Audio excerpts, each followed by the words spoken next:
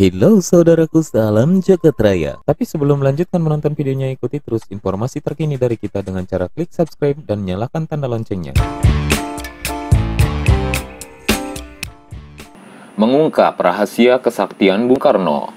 Insinyur Soekarno, sang proklamator dan sekaligus presiden pertama di Indonesia ini adalah sosok pemimpin besar, putra sang fajar. Putra sang fajar ini sangat karismatik, berwibawa, tegas, nasionalis, hingga revolusioner. Semangat dan jiwa nasionalisme tidak pernah pudar saat menorehkan dan memperjuangkan Indonesia hingga menjadi negara yang berdaulat, bahkan menjadi negara yang disegani oleh bangsa lain. Meski sudah lama meninggal dunia, namun cerita tentang Soekarno selalu menarik untuk dikaji, termasuk tentang kesaktian yang dimilikinya.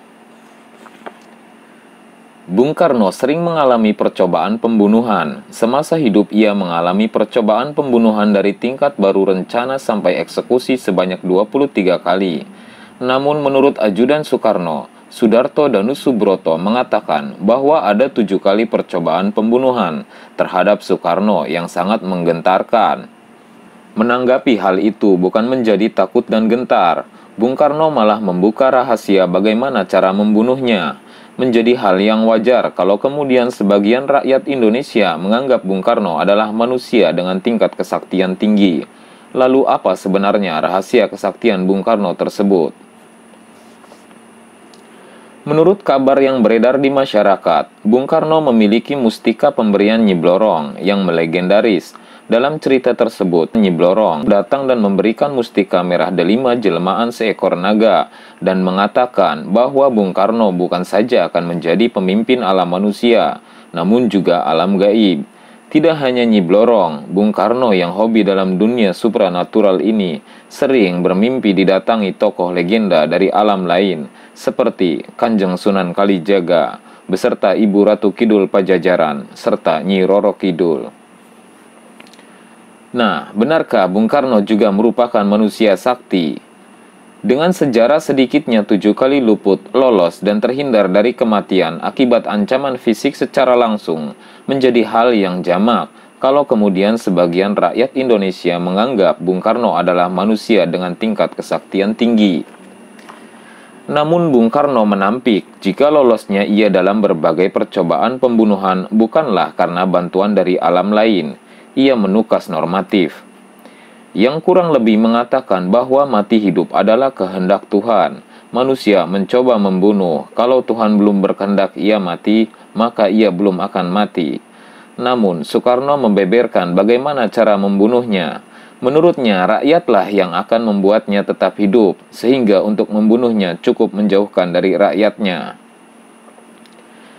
Semua yang kucapai selama di dunia ini adalah karena rakyatku. Tanpa rakyat aku tak bisa apa-apa.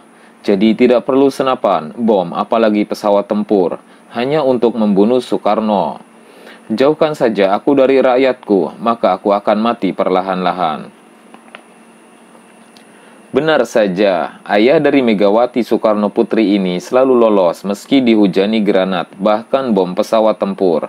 Percobaan pembunuhan pernah terjadi pada tanggal 30 November 1957. Presiden Soekarno datang ke perguruan Cikini, Percik, tempat bersekolah putra-putrinya.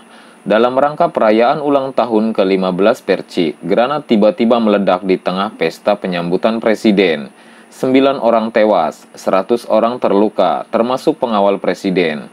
Soekarno sendiri beserta putra-putrinya selamat. 3 orang ditangkap akibat kejadian tersebut. Mereka perantauan dari Bima yang dituduh sebagai antek teror gerakan D1T2. Percobaan pembunuhan kedua terjadi pada tanggal 9 Maret 1960. Tepat siang bolong, Istana Presiden dihentakkan oleh ledakan yang berasal dari tembakan kanon 23 mm pesawat MiG-17 yang dipiloti Daniel Maucar. Maucar adalah letnan angkatan udara yang telah dipengaruhi Permesta. Kanon yang dijatuhkan Maucar menghantam pilar dan salah satunya jatuh tak jauh dari meja kerja Soekarno. Untunglah Soekarno tak ada di situ. Soekarno tengah memimpin rapat di gedung sebelah Istana Presiden. Pada April 1960, Perdana Menteri Uni Soviet saat itu Nikita Khrushchev mengadakan kunjungan kenegaraan ke Indonesia. Dia menyempatkan diri mengunjungi Bandung, Jogja, dan Bali. Presiden Soekarno menyertainya dalam perjalanan ke Jawa Barat. Tatkala sampai di jembatan Raja Mandala, ternyata sekelompok anggota D1T2 melakukan penghadangan. Beruntung pasukan pengawal presiden sigap meloloskan kedua pemimpin dunia tersebut. Pada tanggal 7 Januari 1962, Presiden Soekarno tengah berada di Makassar. Malam itu ia akan menghadiri acara di Gedung Olahraga Mato Angin. Ketika itulah saat melewati Jalan Cendrawasih, seseorang melemparkan granat. Granat itu meleset, jatuh mengenai mobil lain. Soekarno selamat. Pelakunya Serma Markus Latuperisa dan Ida Bagus Suryatenaya divonis hukuman mati. Selain itu, percobaan pembunuhan terjadi pada tanggal 14 Mei 1962.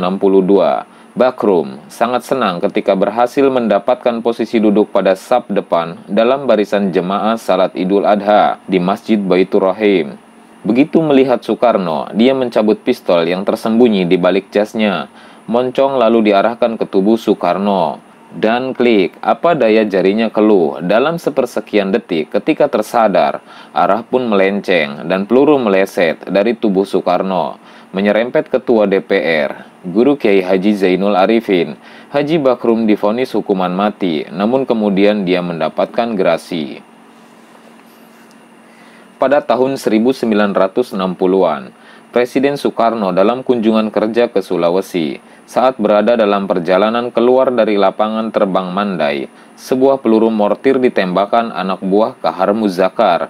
Arahnya kendaraan Bung Karno, tetapi ternyata meleset jauh. Soekarno sekali lagi selamat.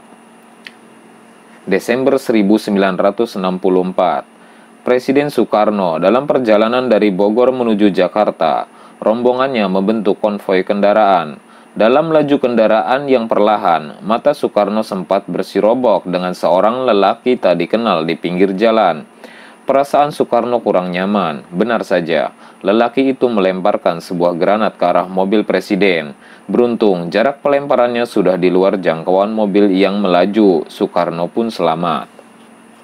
Dari kesemuanya, Bung Karno tetap selamat, tetap sehat, dan tidak gentar.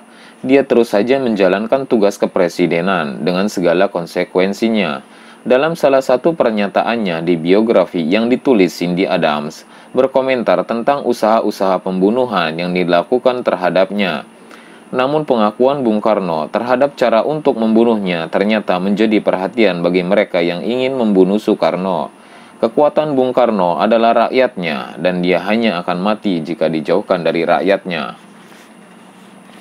Orde Baru di bawah kepemimpinan Soeharto dan atas dukungan Amerika Serikat dan kroninya melakukan upaya pembunuhan, bisa dibilang langsung, bisa pula tidak langsung, terhadap Bung Karno. Dengan cara yang telah disebutkan oleh Bung Karno sendiri, hingga Mei 1967, Bung Karno seperti tahanan rumah. Meski masih berstatus presiden, tetapi ia terpenjara di istana, tidak boleh keluar tanpa kawalan antek-antek Soeharto. Situasi politik berbalik menempatkan Bung Karno pada stigma yang terburuk.